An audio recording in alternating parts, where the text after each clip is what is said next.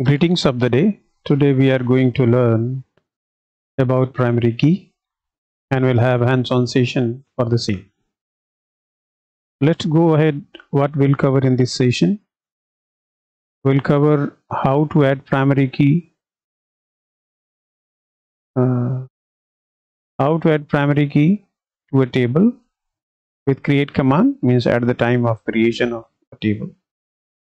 Then we'll learn how to add primary key to a table with alter table command. Then how to add a primary key with a name given to it, right? Then how to disable a primary key, how to enable a primary key, how to drop a primary key, and finally we'll have hands-on on all above points, right? So next we'll have what is a primary key. A primary key is a single field like roll number, PAN card number, email ID, ERP ID, maybe seat number, PNR number, like that. Or maybe combination of fields, like you must be knowing if you are going to a particular mall or any shop, they can generate n number of bills on a same day. And when you go ahead with multiple dates, you can have bills with same number. In that case, bill number plus bill date can act as a primary key, which is called combination of fields, bill date plus bill number. And in other words, we also call it composite primary key that uniquely defines, or you can say identify, a record. None of the fields that are part of primary key, means any field which is declared as a primary key, cannot contain null value. Secondly, any primary key field cannot have duplicate value in it. So in short, we can say primary key is equal to unique plus not null.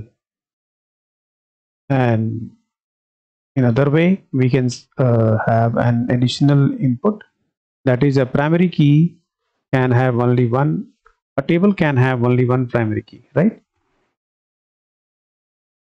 A primary key can not contain more than 32 columns, means a composite primary key can have maximum 32 columns as a combination.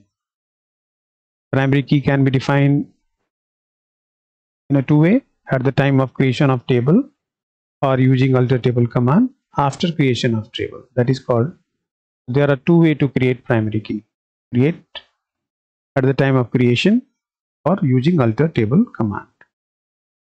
Now this is the syntax for creating a primary key at the time of creation of table. That's why you can see it here. We have create command, column, data type, size, null, not null, data constants, we all know.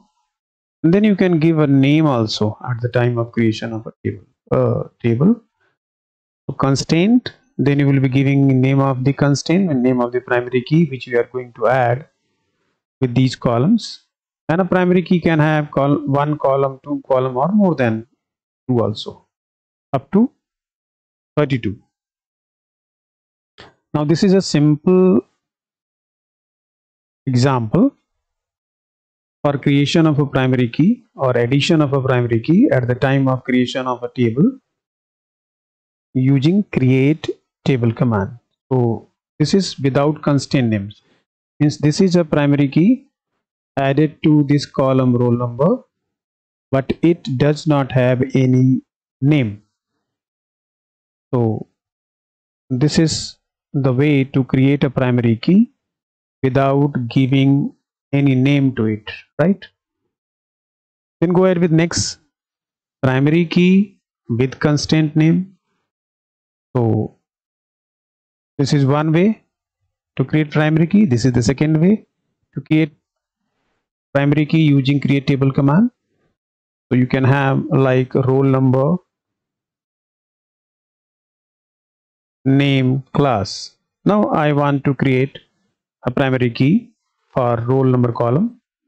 So it's very simple. You will be writing constraint, then you will be giving name to that constraint, and then the type of constraint is primary key, and the name of the column which is going to act as a primary key is roll number.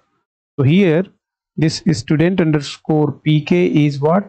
Name given to this primary key. Now adding a primary key to a table using alter table command, we'll see the syntax. This is the second way to create primary key. Alter table, then you will be giving table name, then you will use keyword add, then what you are going to add? Constraint, then you will be providing name of the constraint, then you will be writing what kind of constraint you are going to add, that is primary key, column 1 up to 32 columns you can use. So here suppose I have not created primary key for student table at the time of creation of table, so I can do it using alter table command, that is alter table student. What we are going to add? We are going to add what? Constraint. This is the name of the constraint, this is the type of constraint, and this is the column on which we are going to add primary key. Then this is the example of adding more than one column as a primary key with alter table command. So it's very simple. Alter table student, we are going to add what? Constraint, name of the constraint, then what type of constraint is primary key, how many columns, roll number and name. So this is called composite primary key. A primary key with more than one column is called composite primary key. Now next is how to drop a primary key. Very simple. You need to use alter table command. This is the syntax, and then you need to provide for which table, then you need to use keyword drop, then you need to use constraint, and then you need to provide constraint name. So see it here, we have created a table called student. We are going to alter the table student, and we are going to drop constraint.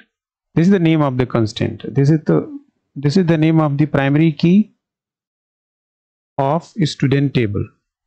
So if you know the name of the primary key or the constraint name, you can drop it. Otherwise it is not possible to drop if you don't know the name of the constraint, or you have not given name to the constraint. Now this is called how to disable a primary key. It's very simple. You need to write alter table, then table name. Simply you will be using disable keyword, constraint name. This is the example, alter table supplier, disable what? Constraint underscore supplier underscore pk. So you can disable means for the time being you can disable it, it will not act, right? This was how to disable a primary key. Simple. Alter table, table name, disable keyword, constraint keyword, and then we'll be providing name of the primary key, right? Then enable. Suppose you have already disabled the primary key, now you want to enable. It's very simple. Table name, enable, constraint name. This is the example, alter table supplier. We are going to enable what? Constraint supplier underscore pk. This particular constraint will be enabled. Enable means now it will be active. Clear? So this was all related to the primary key. Now we'll directly jump to the hands-on session related to primary key. See it here, I'm going to create a table and will add a primary key at the time of creation of table. Create table student, I'm giving name 1, a roll number data type number, bracket में 10, and write down primary key. Primary key. This way you can create a primary key, but this primary key will not have any name. So dropping, enabling, disabling is not possible in this case. So what we are going to do, then name varchar 2 size 20, bracket close, this close. So I have taken a very simple example of this. The table is created. DESC, table name student student 1. So this is, so you can see not null means primary key created with this without error. Now I am going to create a table, and suppose I am going to create a copy of this table student1. So create table student1 or student2 as select star from student. This is, so I have created a copy of student table. Now we have a new table called student. Now let us see the description. DESC student 2. So it has a field called roll number, which is not having a primary key. Now we'll try to add a primary key to it. So alter table student to add constraint.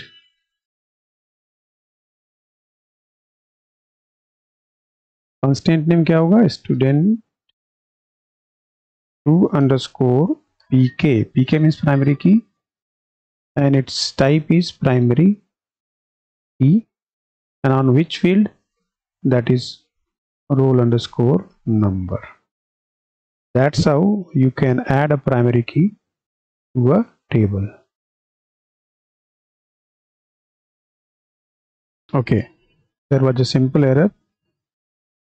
Alter table 2. I have given an extra bracket over here. So see it here. You can see in this case I was not having any not null listed here.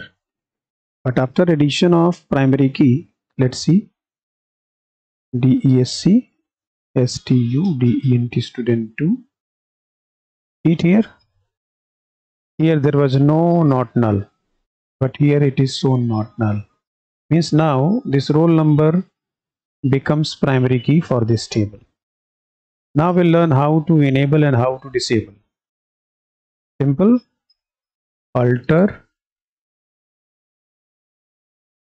table student 2, use keyword disable. What? Disable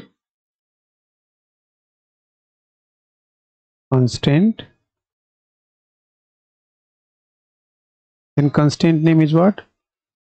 Student 2 underscore pk. See, now it is disabled. And if you want to enable it, it's very simple. Alter. Let me use the previous one. Alter table this. Then in place of disable, I will write enable. ENABLE. See, it is enable. But keep in mind, when you will disable a primary key, in that case, you can add duplicate data into the column, and you can keep it empty also. But when you will try to enable it, then it will not be enabled until every row of the column is unique and every row of the column is not null. Clear? So only in this case you will be able to enable. Then last one is how to drop. It's very simple. Use Alter, press enter, and write down here enable. In place of enable, write down drop. This primary key is dropped now.